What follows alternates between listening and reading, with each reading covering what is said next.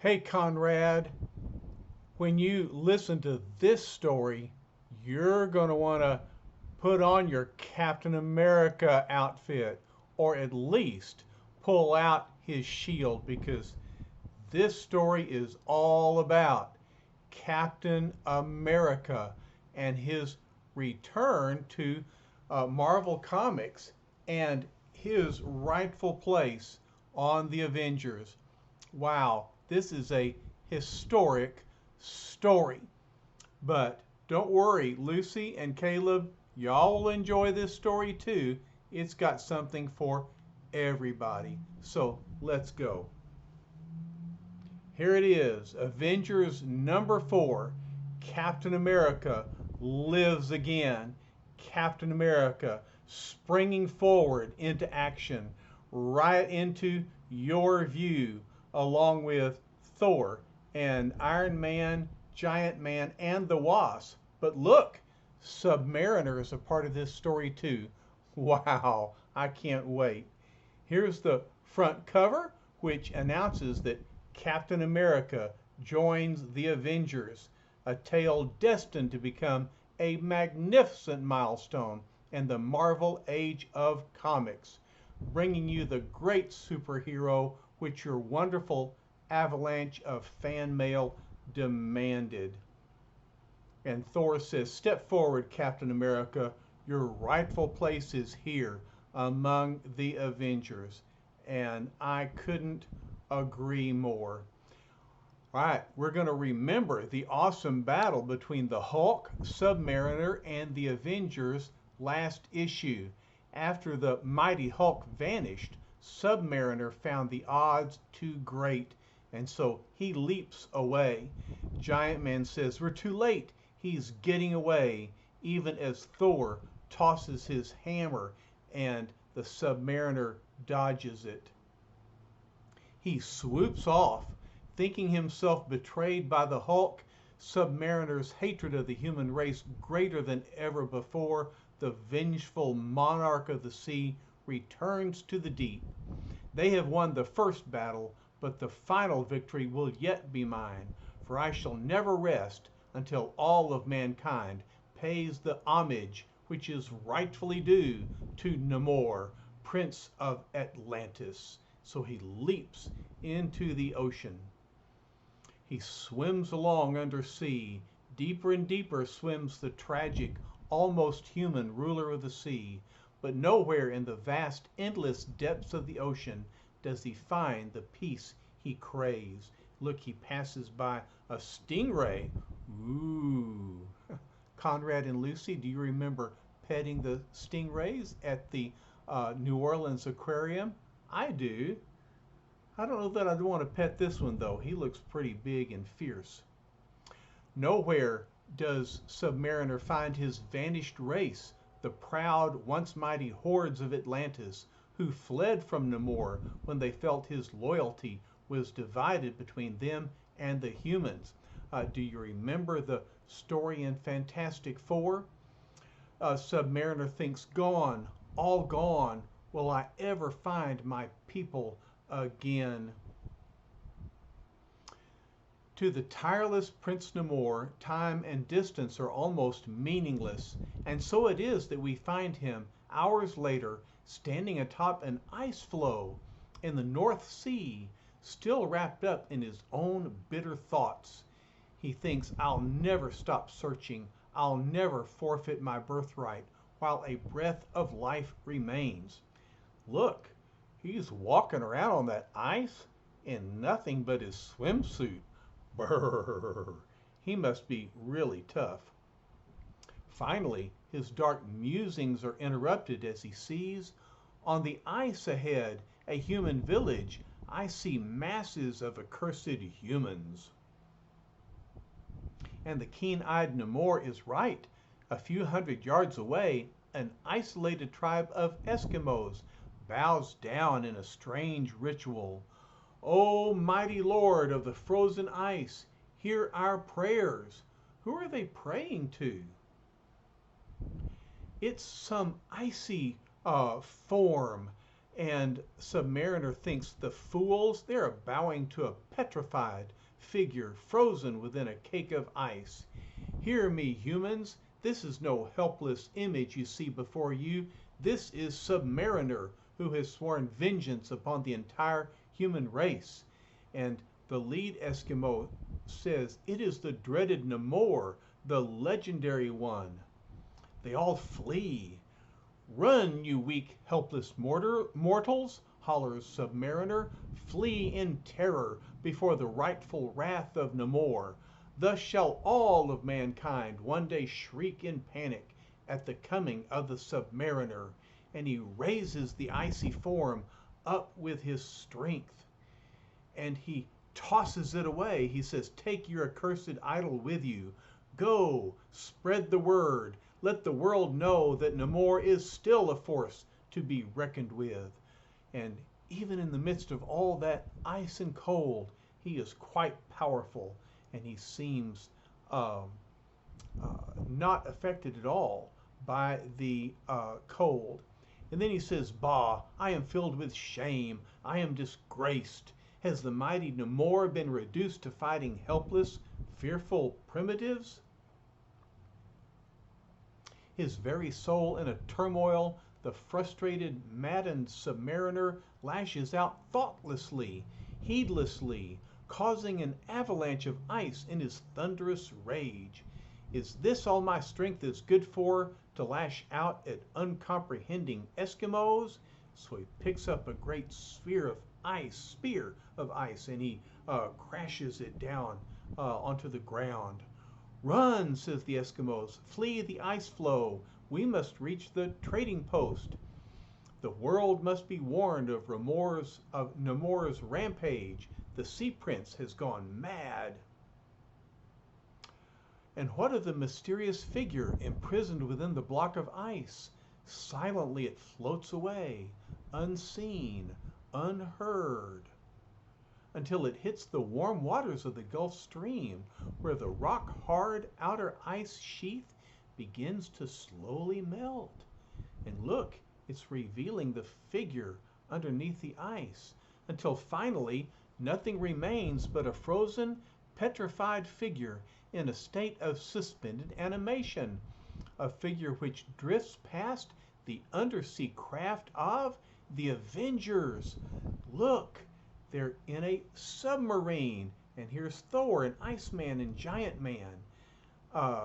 Thor says, stop the engines, Iron Man. There is someone out there.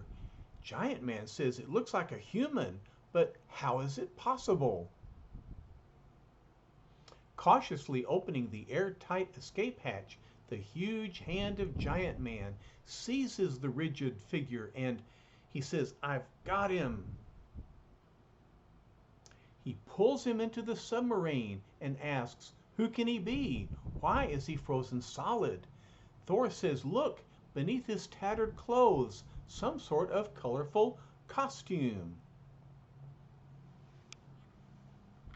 The Wasp comes along and says, wait, don't you recognize him? It's the famous red, white, and blue garb of Captain America. Iron Man realizes the Wasp is right, and there, having melted from the ice, beneath the tattered clothes, we see Captain America himself.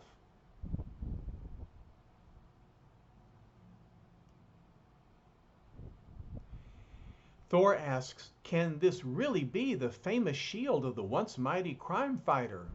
Iron Man asks, and his face mask with the proud letter A on it. It must be him. And what does the A stand for? Yes, it stands for America, as in Captain America. The Wasp looks closely at his face, and she says, all of you, listen, he isn't dead. He's breathing. His eyes, they're flickering. And the tiny Wasp, up close, can feel his breathing and see his eyes. Suddenly, with an ear-splitting cry, the powerful figure springs upward with agonizing shock reflected in his eyes. Bucky, Bucky, look out! Who's he talking to? Who is Bucky? Let's find out. You can't kill him, he says. You can't kill Bucky. I won't let you. I'll smash you all. Giant Man says, Thor, Iron Man, stop him. He's gone mad. And he leaps up with a memory burning in his head. Suddenly, as it started, the legendary hero's wrath subsides, and then he says, it's useless. I remember now. He is dead. He is, and nothing on earth can change that. And then, as realization dawns, the handsome head slowly turns.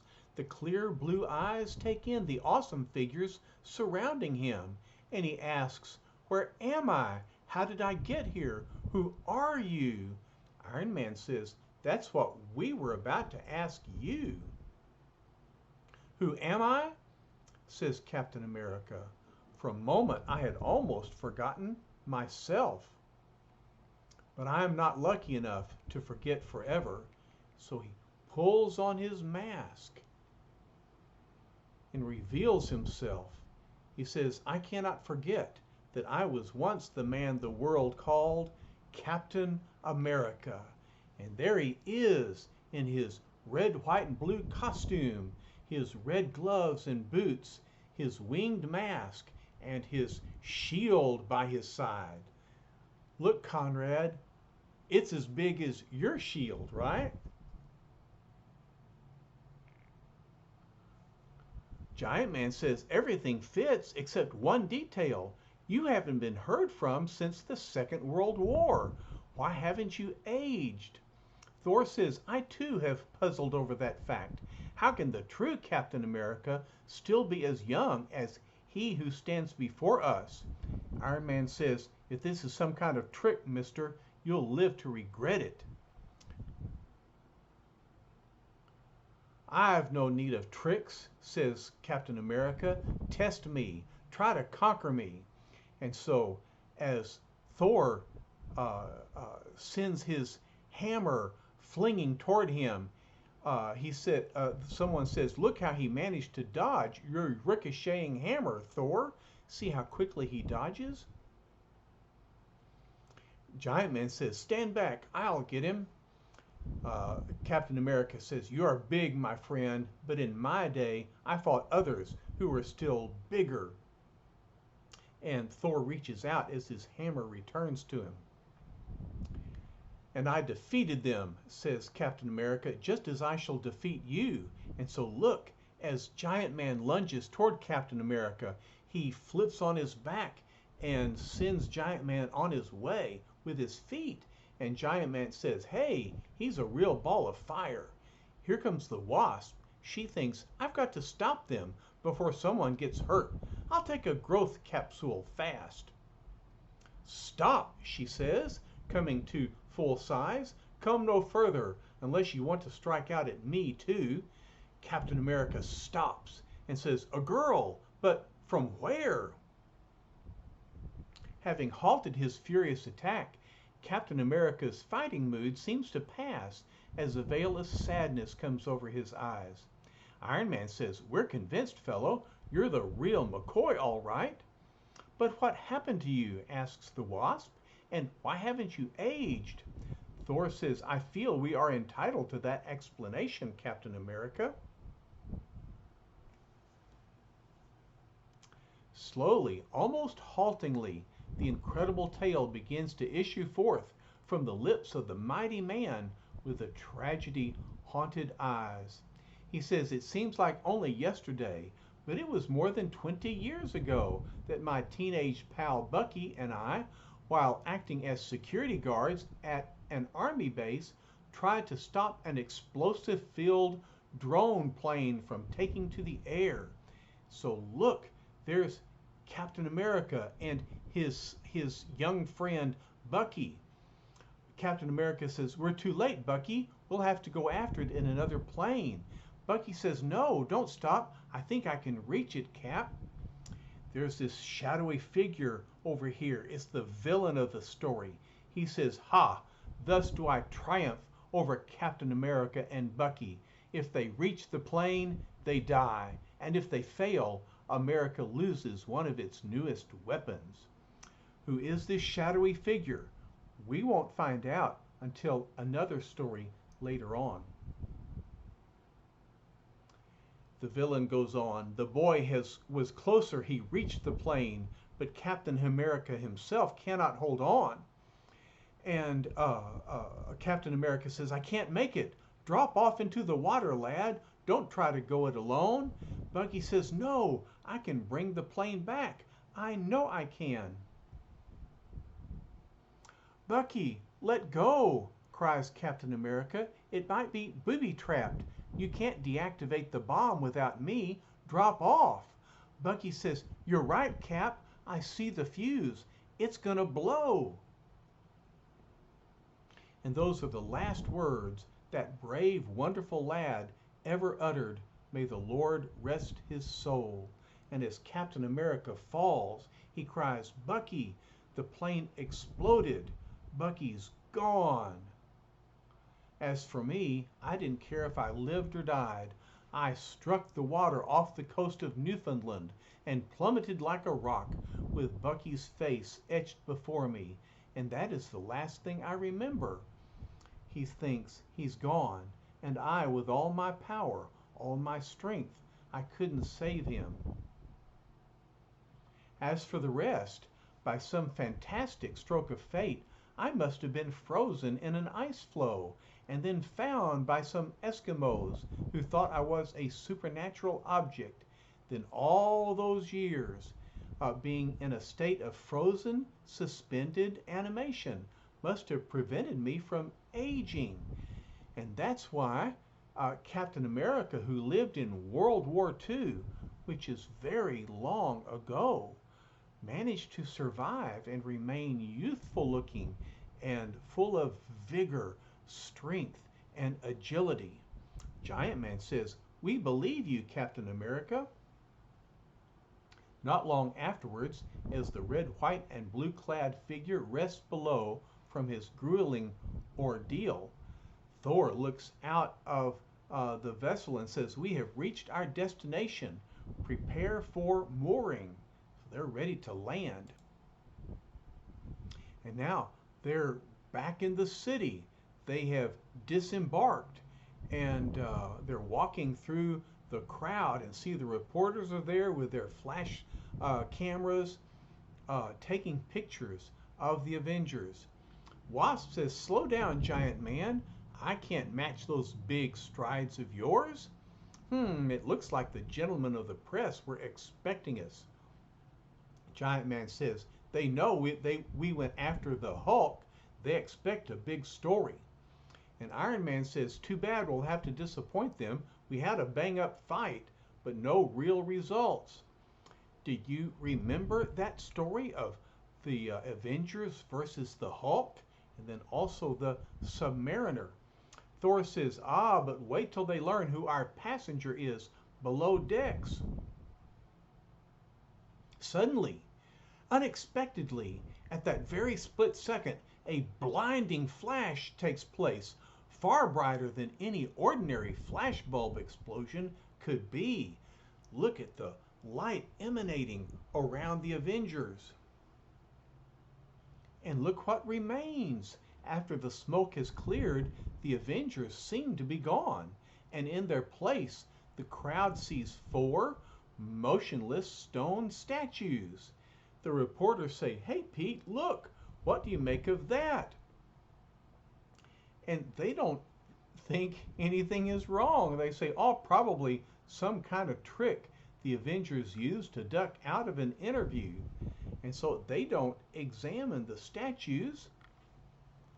Bitterly disappointed, the reporters and photographers rush off, trying to find the Avengers, as the crowd drifts away to nothingness.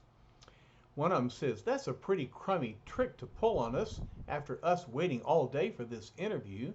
Let's go find them," says another reporter. "They can't have gone far." Minutes later, the last occupant of the undersea craft slowly climbs up from the hatchway, having been awakened by the commotion above. Upon reaching the surface, Captain America finds everyone's gone. The pier is deserted. But why would they dash off without me? And here's Captain America in a modern New York City with no friends, no one in sight. Strange, he says, those statues must be in honor of the Avengers, but they're not sculpted in typical poses. No, they're posing in shock and surprise. Um, he says, oh well, it's no concern of mine. I have a whole new world to rediscover, a world which has advanced 20 years ahead of me. He thinks, the girls are still as lovely as ever, but the fashions, the hairdos, how different they are. One girl says, Sally, look, he resembles a figure I heard my father talk about, a mighty hero of years ago. This fella says, holy smoke, that can't be who I think it is. And the other girl says, of course, my older brother told me about him many times. It was Captain America. Captain America continues walking and thinking. The New York skyline, ever impressive, ever changing. What can this magnificent structure be, with all the world's flags arrayed around it? Well, it's the United Nations building. It's a very important landmark in New York City. A policeman says, hey, watch the lights crossing the street, Mac. Captain America isn't accustomed to street lights, so I hope he doesn't get hit by a car. And he says, the cars have changed most of all, as they always do. We never had so many small ones in the 30s and 40s. Wait, says the policeman, I know you. You're, oh, no, it can't be. It's impossible. But I can't be wrong. I saw you once when I was a kid. I never forgot it. No, officer, you're not mistaken. I am Captain America. And then the policeman says, in all these years, all of us, your fans, all your admirers, we thought you were dead. But you've come back just when the world has need of such a man, just like fate planned it this way. Forgive me, Cap, will you? I seem to have something in my eye. And look, the policeman pulls out a handkerchief and he wipes away tears. He's so pleased to see Captain America at a time when we need his heroism and his patriotism. Later, after the officer has directed Captain America to a nearby hotel, Captain America gets comfortable. He takes off his boots and he watches TV. He says, I wonder if the youngsters of today who have grown up with it realize what a truly wonderful thing television is to one who had never seen it. Do y'all understand that?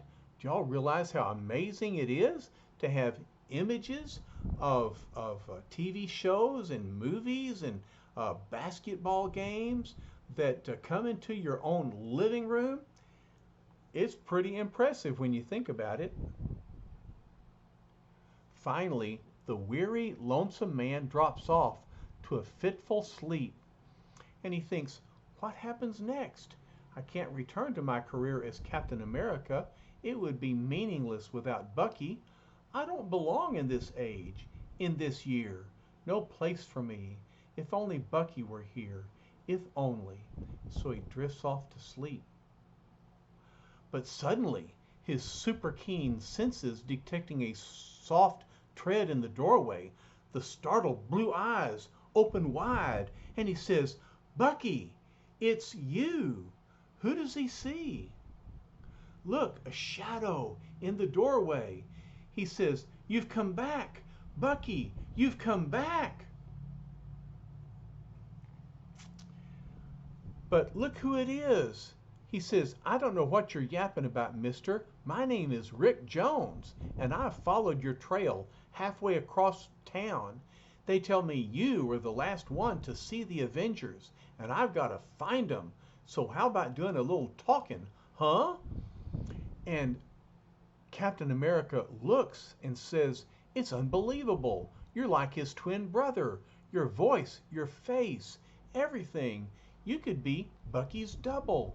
And so he looks at Rick Jones and he sees in him the memory of his young friend Bucky. "Look, fella," says Rick Jones, "you're not reading me. Are you going to tell me what you know about the Avengers' disappearance? Or do you want me to mention your name to my pal, the Hulk, when I run into him again?" Of course, Captain America says, "I don't know who the Hulk is, lad, but if the Avengers are missing, I'll be glad to help you find them. I didn't mean to throw you a curve by calling you Bucky. You see, he once was a close friend of mine, but he's gone now. I was wasting time mourning him, but you suddenly made me realize that life goes on. In a way, Bucky can still live again."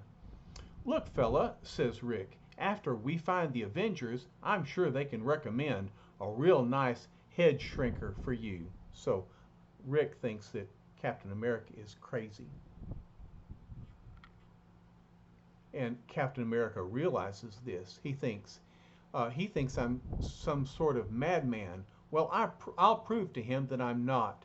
And he says, "Pictures were taken of the Avengers at the dock. Get going. I want to study them." And Rick says, "Sure, Cap, right away." And then Rick thinks to himself, all of a sudden he's changed. He acts like a guy who's used to being obeyed, and fast. Minutes later, in a dark room belonging to one of Rick's Teen Brigade members, Captain America says, "These news pictures seem all right, but I'm not satisfied. Can you make enlargements?" "Sure," says Rick. "There's an enlarger around here somewhere." And so, it'll be ready in a minute. "Ah, that's more like it. That's what I wanted," says Captain America. "What is it?" asks Rick. "I don't see anything." "Wait, it's getting clearer. Now, look." And sure enough, no press photographer's camera ever looked like that, not even 20 years later. Rick says, "It looks like some kind of gun." So do you see this figure with the sunglasses and a very strange looking gun? Captain America says, "It's up to you now, son. If you want to learn what happened to the Avengers, you've got to find that man in the picture." "Now you're talking my language, Cap," says Rick. "Just sit tight and watch my smoke. I'll alert my Teen Brigade all over the city." Within an hour, the search is on as sharp-eyed teenagers cover the city seeking a pasty-faced man wearing oval sunglasses with jet black hair. Not much to go on, perhaps, but it's still a starting point for the eager brigaders. Here's one fellow looking at this guy, says, "That's not him. His hair's not black enough." Here's another one looking. "I thought I had him, but he's much too old." So he's bald, like Papa, right? Working around the clock, the alert Teen Brigade takes candid camera snapshots of all possible suspects, sending them immediately to Rick Jones. This one, riding a motorbike with a camera, says, "That guy's another false alarm, but I got a half-dozen snaps to send to Rick anyway." Then, racing through the vast city, like an avenging streak, the nimble, seemingly tireless Captain America follows up each lead no matter where it may take him.